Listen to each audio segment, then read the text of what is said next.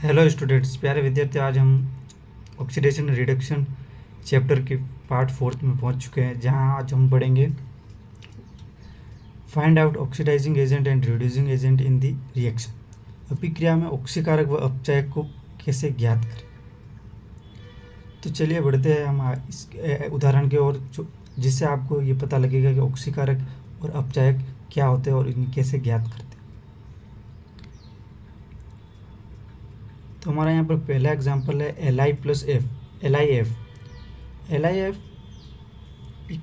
आप इसको अच्छे से समझिएगा कि क्या होता है इसमें, कैसे ये कौन सी रिएक्शन होती है और इनमें ऑक्सीडाइजिंग एजेंट और रिड्यूसिंग एजेंट यानी कि ऑक्सीकारक व अपचायक कैसे ज्ञात करते हैं। देखिए, जैसे पिछले चैप्टर में हमने पढ़ा, पिछले पार्ट में हमने पढ़ा था कि ऑक्सीकारक और अपचायक यानी कि रिड्यूसिंग एजेंट और ऑक्सीडाइजिंग एजेंट होता क्या है। तो उस बेस पे हम रिएक्शंस में ये सब फाइंड आउट करेंगे यानी कि ज्ञात करेंगे। देखिएगा,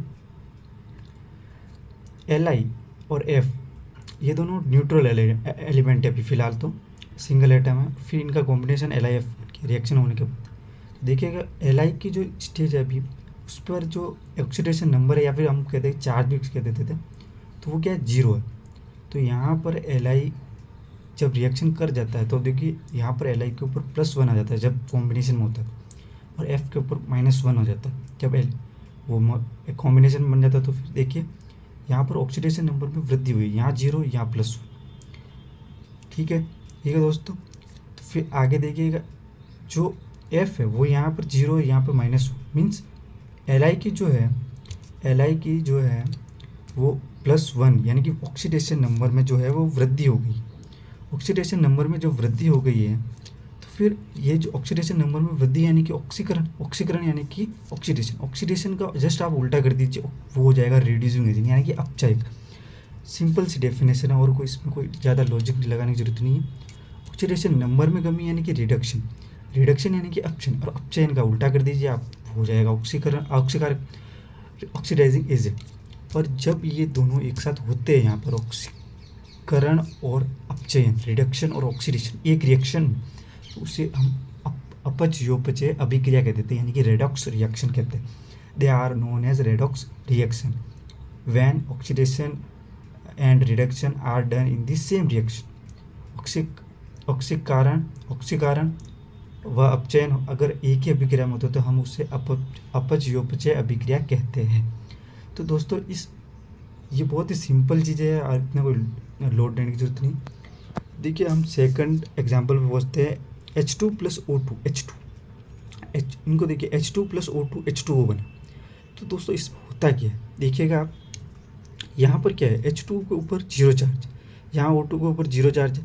फिर देखिए यहाँ H2 जब बन गया तो यहाँ ऑक्सीडेशन 0 है, मतलब नंबर 0 ऑक्सीडेशन, तो यहाँ +1 आ गया H का, तो यहाँ ऑक्सीडेशन नंबर में वृद्धि हुई। देखिएगा आप, +1 आ गया। ऑक्सीडेशन नंबर में कमी, यहाँ -2 आ गया।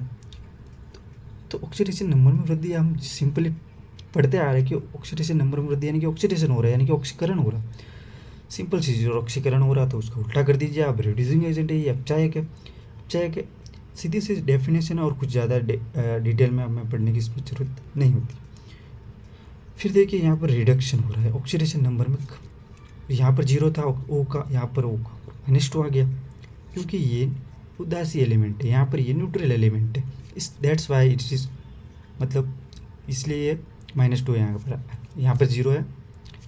फिर देखिए ये रिडक्शन, अपचयन, ये क्या है, ऑक्सीडेशन नंबर में कमी यानी कि रिडक्शन होता है, अपचयन होता है, और अपचयन यानी कि ऑक्सीडाइजिंग एजेंट, ऑक्सीकारक। अब जब हमने पिछले पार्ट में ऑक्सीडाइजिंग एजेंट और रिड्यूसिंग यानी अपचायक और ऑक्सीकारक की जब परिभाषा पढ़ी थी, तो उसमें हम सिंपली देखा था कि रिड्यूसिंग एजेंट तो वो होते हैं, रिड्यूसिंग अपचायक वो होते हैं जो स्वयं का क्या करते हैं, ऑक्सीडेशन, और दूसरों का क्या करते हैं, रिडक्शन। ऑक्सीडाइजिंग क्या होता है, स्वयं का क्या करते हैं, रिडक्शन, और दूसरे का क्या करते हैं, ऑक्सीडेशन। ठीक है, आगे हम बढ़ते हैं तीसरे एग्जाम्पल की ओर। तो यहाँ पर देखिएगा आप दोस्तों, MnO2 + HCl, MnCl2 H2O Cl2, ये आप बन गया है। तो देखिएगा यहाँ पर Mn की जो है वो +4 है ऑक्सीडेशन नंबर, और यहाँ O2 की जो है वो -2, यहाँ H की जो है वो +1 है, और H की जो +1 है, और Cl की -1। तो यहाँ आप देखिएगा Mn की +2 होगी। दैट्स वाई, क्योंकि जब यहाँ ये जो फॉर्मूला बन गया MnCl2 जो भी है, तो इसमें क्या है कि Cl के ऊपर तो -1 ही होता है जनरली, हम सभी जानते हैं, और दो Cl है तो -2, और इनको बैलेंस करने के लिए इधर +2 है, यही चीज़ है। यहाँ H जो है वो +1 है, क्यों? क्योंकि H2 है तो, और O2 को -2 हो गया तो बैलेंस्ड हो गया। अब हमें पता है डायटोमिक द्विपरमाणु न्यूट्रल एलिमेंट्स की जो है वो रिडक्स जो है वो चार्ज आवेश या ऑक्सीडेशन नंबर भी हम कहते हैं, तो वो 0 होता है उनके ऊपर। और यहाँ पर आप देखिए Mn+4 है, यहाँ Mn+2 है, तो ऑक्सीडेशन नंबर में कमी, ऑक्सीडेशन नंबर में कमी, तो वो रिडक्शन यानी कि अपचयन है कि, फिर आप देखिएगा अपचयन का उल्टा कर दीजिए, ऑक्सीडाइजिंग एजेंट यानी कि ऑक्सीकारक। फिर यहाँ देखिएगा आप Cl, यहाँ पर आप Cl क्या होता है कि जब ये क्या, आप थोड़ा डाउट में भी जा सकते हैं या फिर आपको संदेह हो सकता है, लेकिन ये क्या है कि जो हम ऑक्सीडेशन नंबर या अपचय ये सब याद करते हैं, तो हमें बैलेंस करने की हमेशा ज़रूरत नहीं होती रिएक्शन की। जब आप इसे बैलेंस करोगे तो आपको पता लग जाएगा कि Cl2 कैसे टूटा, ठीक है। तो यहाँ पर ये जो Cl है, यहाँ पर तो -1 है, चलो यहाँ पर कोई बदलाव नहीं आया ऑक्सीडेशन नंबर में या चार्ज में, लेकिन यहाँ जो Cl2 है, यहाँ पर ही आप देखिएगा यहाँ -1 है, यहाँ 0 है, यानी कि हुआ क्या है, ऑक्सीडेशन नंबर में तो वृद्धि हुई है, -1 से 0 चला गया। That's why it's known as oxidation. जो Cl का ऑक्सीडेशन हुआ है, ऑक्सीकरण हुआ तो सीधी सी बात है कि ऑक्सीकरण हुआ है तो वो उल्टा हो जाएगा, अपचय का ये अपचय यानी कि रिड्यूसिंग एजेंट है, और ये भी रेडॉक्स रिएक्शन है, सिंपल सी चीज़ें हैं। फिर आप देखिएगा Fe2O3, फोर्थ एग्जाम्पल में पहुँच के Fe2O3 प्लस Al2O3 बना प्लस Fe, रेडॉक्स रिएक्शन। ये भी रेडॉक्स अभिक्रिया है, कैसे देखिएगा हम, ऑक्सीडेशन नंबर में यहाँ +3 है, यहाँ क्या है 0, न्यूट्रल एलिमेंट है, चार्ज ऑक्सीडेशन नंबर आवेश ऑक्सीकरण संख्या वो है 0 है। इसमें ऑक्सीडेशन नंबर में जब कमी आती है तो वो रिडक्शन होता है, अपचयन होता है तो ऑक्सीकारक होता है यानी कि ऑक्सीडाइजिंग एजेंट होता है। ऑक्सीडेशन नंबर में जब वृद्धि होती है, यहाँ देखिए Al 0 है, न्यूट्रल एलिमेंट है, यहाँ वो Al+3 है,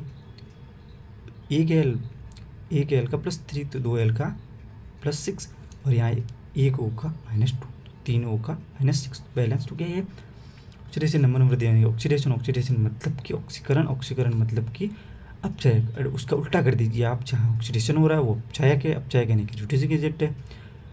सिंपल सी चीज़ें है, ज़्यादा आपको लोड लेने की इसमें कोई आवश्यकता नहीं है। आप इसको 1-2 बार सॉल्व खुद से करेंगे तो आपको समझ में आ जाएगा क्या हो रहा है। फिर देखिए दोस्तों, यहाँ पे कुछ इंपॉर्टेंट चीज़ें हैं जिससे आप इसको और भी अच्छे से क्लियरफाई कर सकते। जो oxidation number of neutral element वो हमेशा 0 होता है, यानी कि उदासीन तत्व का ऑक्सीकरण संख्या 0 होता है। जैसे कुछ एग्जांपल हम ले लेते हैं He, Ne, Ar, Kr, Fe, helium, neon, argon, krypton, ये जो है ये इनके एलिमेंट 0 होता है ऑक्सीकरण संख्या। फिर देखिएगा यहाँ पर सेकंड जो है हमारा precipitation reaction, neutralization reaction, hydrolyzation reaction, यानी कि अवक्षेपण अभिक्रिया, उदासीकरण अभिक्रिया, जल अपघटन अभिक्रिया, ये सामान्यतः रेडॉक्स अभिक्रिया नहीं होती है। रेडॉक्स अभिक्रिया कौन सी होती है ये मैं आपको बताता हूँ। एक्सोथर्मिक रिएक्शन जो हीट रिलीज करती है, यानी उसमें से भी अभिक्रिया जो होती है वो रेडॉक्स रिएक्शन होती है। क्योंकि देखिए आप यहाँ पर जनरली कि आप एग्जाम्पल से समझ सकते हैं कि देखो जो रेडॉक्स रिएक्शन है अपव्यय क्रिया वो एक्सोथर्मिक रिएक्शन होती है। कैसे होती है? एक्सोथर्मिक रिएक्शन का मतलब क्या होता है? बॉन्ड फॉर्मेशन, बंध निर्माण की जो अभिक्रिया होती है वो एक्सोथर्मिक रिएक्शन होती है। H2 + O2 H2O, जो ये बंध निर्माण इन्होंने किया है H2O का, पहले ये टूटा हुआ था, अलग अलग थे, अब ये H2O का निर्माण कर दिया इन्होंने, बॉन्ड फॉर्मेशन कर दिया। That's why it is known as exothermic reaction. यह ऊष्माक्षेपी अभिक्रिया कहलाती है। यहाँ पर भी आप देखिएगा LiF इन्होंने बॉन्ड फॉर्मेशन कर दिया इन दोनों के बीच, यानी कि बंध निर्माण कर दिया। That's why it is known as exothermic reaction, ऊष्माक्षेपी अभिक्रिया। तो यहाँ आप देखिएगा ये प्रेसिपिटेशन रिएक्शन, अब्सॉर्प्शन रिएक्शन, उदासीकरण, जलापटनी, hydrolyzation, neutralization reaction, exothermic reaction, heat release करती है, ऊष्मक्षेपीय अभिक्रिया, रेडॉक्स रिएक्शन होती है। और ये सामान्यतः नहीं होती। क्यों नहीं होती है उसका भी एक कारण है। देखिएगा आप, ये एग्जाम्पल हमने लिया इन तीनों को क्लियरिफाई यानी कि करने के लिए। तो देखिएगा यहाँ पर HCl plus NaOH plus H2, ये एक उदासीकरण न्यूट्रलाइजेशन रिएक्शन, जो कि रेडॉक्स रिएक्शन नहीं होती है सामान्यतः। देखिए कैसे, तो यहाँ H के ऊपर, यहाँ क्या है, यहाँ H के ऊपर +1, यहाँ Cl के ऊपर -1, यहाँ Na के +1 है, O का -2 है, H +1।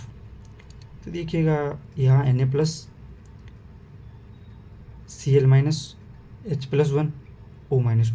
तो आप यहाँ पर इस रिएक्शन में एक चीज़ नोटिस करें कि कहीं कोई भी बदलाव नहीं है। Na के ऊपर +1 इधर है, Na के उधर +1 है इधर है, Cl के उधर -1 है, इधर भी -1 है, H +1 है, H +1 है, O के ऊपर -2 है, इधर भी -2 है। तो ये जो है न्यूट्रलाइजेशन रिएक्शन होगी, कोई बदलाव नहीं, कहीं न्यूट्रलाइजेशन रिएक्शन, इसलिए इसे हम रेडॉक्स रिएक्शन नहीं कहते। कहीं पे भी ऑक्सीकरण या फिर अपचयन नहीं हो रहा है, रिडक्शन नहीं हो रहा है, और इससे न्यूट्रलाइजेशन रिएक्शन को हम आयन कॉम्बिनेशन रिएक्शन भी कहते हैं। तो दोस्तों हमारा जो है आज का ये जो पार्ट 4 है यहीं समाप्त करते हैं। आप इसे एक बार देख लीजिए क्या क्या है, ताकि आपको और अच्छे से समझ में आ जाए।